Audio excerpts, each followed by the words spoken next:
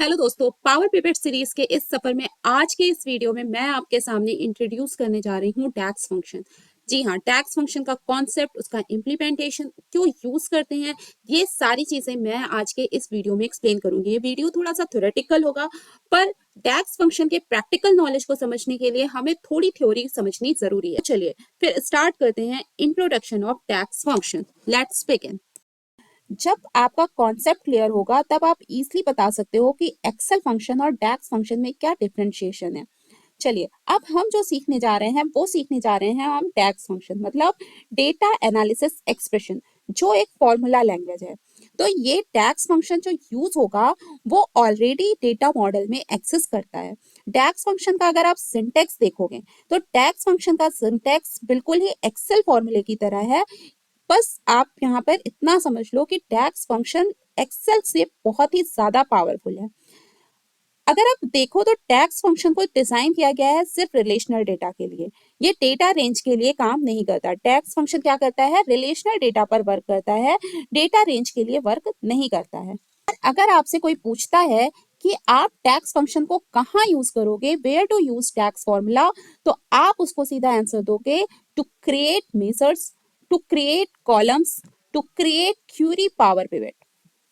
मतलब अगर आप एक्सेल का अपग्रेडेड वर्जन बोलो डैक्स को तो कोई गलत बात नहीं है। जैसे आप प्रोग्रामिंग लैंग्वेज अगर आपने सीखी होगी तो आपको पता है प्रोग्रामिंग लैंग्वेज में पहले हम सी सीखते हैं, फिर हम सी के बाद सी प्लस प्लस सीखते हैं। इसी तरीके से अभी आपने एक्सेल फंक्शन सीख लिए। अब एक्सेल फंक्शन के बाद आप डैक्स सीखने जा रहे हो जो एक्सेल का अपग्रेडेड वर्जन है।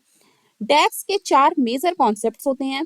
पहला है आपका कैलकुलेटेड कॉलम, दूसरा कैलकुलेटेड मेजर्स, तीसरा रो कॉन्टेक्स्ट, चौथा है आपका फिल्टर कॉन्टेक्स्ट। ये चारों कॉन्सेप्ट ही बहुत ही अहम रोल प्ले करने वाले हैं, जो धीरे धीरे आने वाले सीरीज के वीडियोस में आपको क्लियर होता जाएगा। हम बात करने वाले हैं सबसे मेन कॉन्सेप्ट की, वो है कैलकुलेटेड कॉलम। अगर कैलकुलेटेड कॉलम की बात करें तो ये पावर पिवट में ही एक एक्स्ट्रा एडिशनल कॉलम है, जहां पर आप डैक्स फॉर्मूला क्रिएट करोगे और जो कैलकुलेटेड कॉलम की वैल्यू डिफाइन करता है। जो भी आप फॉर्मूला वहां पर क्रिएट करोगे उसकी जो वैल्यू आएगी वही कैलकुलेटेड कॉलम की वैल्यू होगी। देखिए, मैंने यहाँ पर एक डैक्स फंक्शन लिख रखा है। यहाँ पर आप देखो तो जो ईयर है, ये ईयर क्या है आपका, ये एक डैक्स फंक्शन है, और जो डेट है वो टेबल में ही एक एग्जिस्टिंग कॉलम है। ईयर आपका डैक्स फंक्शन है और जो डेट है आपकी वो एक एग्जिस्टिंग कॉलम है टेबल में। बाकी आप अगर सिंटेक्स देखोगे यहाँ पर तो सिंटेक्स आपको बिल्कुल एक्सेल की तरह लगेगा, पर एक बार फिर मैं रिपीट करती हूँ, डैक्स आपका एक्सेल से मोस्ट पावरफुल है। करते हैं हम मेजर की। पावर पिवट में देखिए जो वैल्यू एरिया होता है, आपने पावर पिवट क्रिएट कर लिया। पावर पिवट में अब जो वैल्यू एरिया होता है उस वैल्यू एरिया में जो भी कैलकुलेशन होनी है उसके लिए हम जो फॉर्मूला लिखेंगे, ठीक है, हमें जो भी हमारा वैल्यू एरिया है उसमें हमें कुछ ना कुछ कैलकुलेशन करनी है। अब उस कैलकुलेशन के लिए हम जो फॉर्मूला लिखेंगे वो मेरा मेजर्स वाला हिस्सा होगा। ठीक है, जो हम फॉर्मूला लिखेंगे वो हमारा मेजर्स वाला हिस्सा होगा। साथ ही साथ हमारा मेजर्स दो तरीके से अप्लाई होता है। पहला है हमारा इम्प्लीसिट और दूसरा है एक्सप्लिसिट। इन दोनों का फर्क मैं आने वाले आगे वीडियोस में आपको समझाऊंगी। अब बात करें अगर हम मेजर्स वर्सेस कैलकुलेटेड फील्ड की, तो दोनों अलग नहीं है, दोनों सेम है, बस फर्क है वर्जन का। ओल्डर वर्जन में हम यूज करते थे मेजर वर्ड का, और जो अभी करंट वर्जन चल रहा है वहां पर हम यूज करते हैं कैलकुलेटेड फील्ड। कैलकुलेटेड फील्ड या मेजर्स का काम क्या होता है, ये जो आपका वैल्यू एरिया है यहाँ पर कुछ ना कुछ कैलकुलेशंस हो रहे हैं।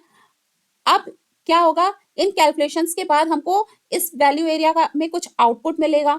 अब बैकग्राउंड में क्या हो रहा है, बैकग्राउंड में एक मेजरमेंट चल रही है।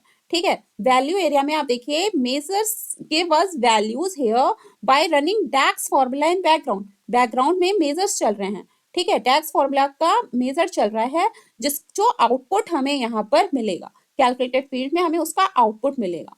ठीक है, इस तरीके से मुझे लगता है कि मैंने थोड़ा बहुत कॉन्सेप्ट आपका इस वीडियो में क्लियर कर दिया होगा। अगर आपको वीडियो पसंद आई हो तो लाइक करना, शेयर करना। आने वाले वीडियोस में मैं डैक्स फंक्शन आपको लगाकर दिखाऊंगी। डैक्स फंक्शन एक्सेल फंक्शन की तरह ही कई सारी कैटेगरीज में बटे हुए हैं।